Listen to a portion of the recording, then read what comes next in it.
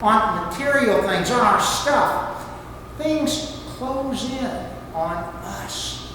And we look only at ourselves. And when we're looking just at ourselves, folks, the kinship between us and the foolish farmer gets closer and closer and closer, because we're becoming obsessed with that all about us mentality. The third thing Blackwell says is the farmer left his soul out of his thoughts. And this often happens when we put material things first. We make them the center of our lives like this man did. How much thought? And as I prepared for this week on the ship, it really hit me. How much thought do we give to our souls? Because it's our souls that are the intangible, unknowable thing that separates us from my pet and your pet. I love Rosie, and you love your dogs and cats and guinea pigs, but they don't have souls. We have souls. It's the only eternal part of our otherwise worldly, temporary nature.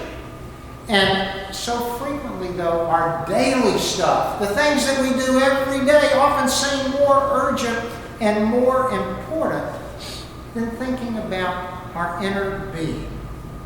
So our biblical man this morning in the scripture, he evidently hadn't been fed too well at the table of the Lord. And we can see that he and God were miles and miles apart. They weren't even speaking the same language. The man said, "My goods." God said, "Your soul." And when it's a choice between goods and stuff and God, which do we choose? There's a fine line that's been drawn in the sand between what we've got and what or who we are, what we have and what we must leave behind, and what will go with us forever.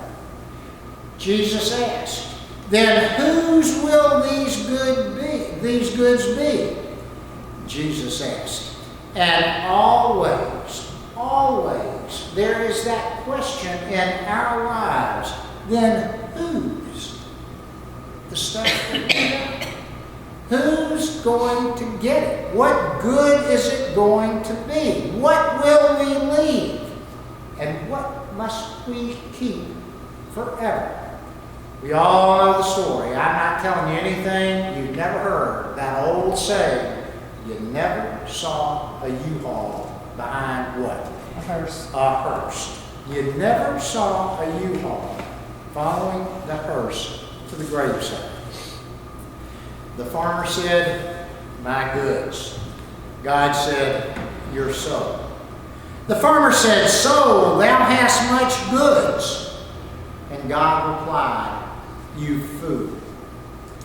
And the last thing Oscar Blackwell leaves us, and why the man was a fool, is that he left eternity out of his plans. For many years, the farmer said, and God said, "Tonight." The farmer thought that because he had his goods in one hand, that he had hold of the future in the other. But God disagreed with him. What did God say? God said, "Tonight." We like to think that our lives are predictable, and sometimes it is. And like this man, it's my nature and it's your nature to plan for many years. What lies ahead, I'm going to plan for it. But still we say, even though we don't know what it is, a bird in the hand is worth two in the bush. The greedy farmer left eternity out of his plans. He planned for the probable, which is the way we do, many years. But he neglected the inevitable. He neglected that time when God is going to say to each of us at some point, tonight. So one last time, I want to read you this scripture before we close. He said, my goods for many years, said the rich man. And God said, your food, your soul, tonight. That man, if we knew him, we would admire him with respectability, and we would call him a success. What did God call him? And what did God do? God endowed him with death, and he called him a fool. As I studied this scripture over the last 10 days, I got this disturbing feeling inside of me. And maybe sometimes you all get it too, because I read this and I see so much of me. Now, I don't have bursting barns, and I don't have a ton, but I think, how often in my ego, how often in my conceit do I leave God out of my gratitude? How often in my selfishness do I leave other people out of what God has given me, out of His grace?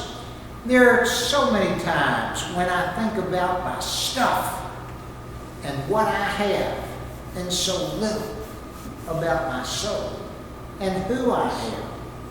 I think when I plan carefully for the next week, and if I plan for eternity, it's with very little energy left, if any at all. It's a staggering, staggering thought, my friends, and it really is asking a staggering, staggering question. Alec Baldwin asked us, what's in your wallet? Christ asks us, what's in your soul? Will you pray with me?